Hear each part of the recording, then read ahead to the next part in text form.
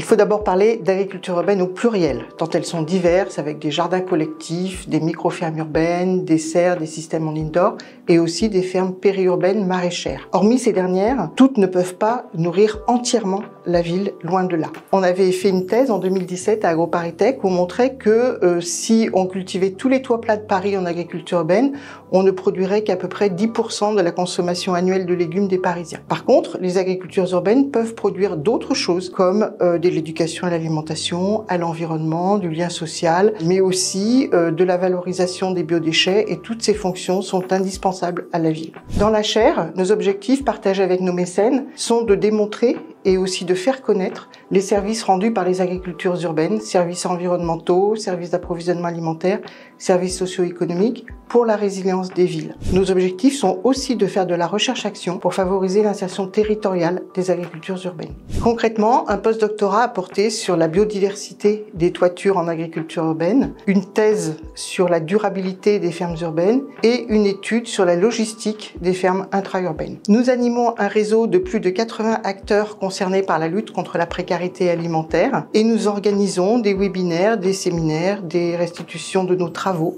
pour partager les connaissances au plus grand nombre. Il s'agit d'évaluer les contributions des agricultures urbaines à l'alimentation et à la santé de toutes et de tous, et aussi d'évaluer leurs adaptations possibles au changement climatique. Et notre rêve serait que les jeunes urbains s'intéressent de plus en plus à l'agriculture urbaine et puissent ainsi participer à la relève intergénérationnelle agricole en France. Mais pour ce faire, il faut encore beaucoup de recherche et beaucoup de recherche-action, et nous avons donc besoin du soutien de nos actuels et des futurs mécènes.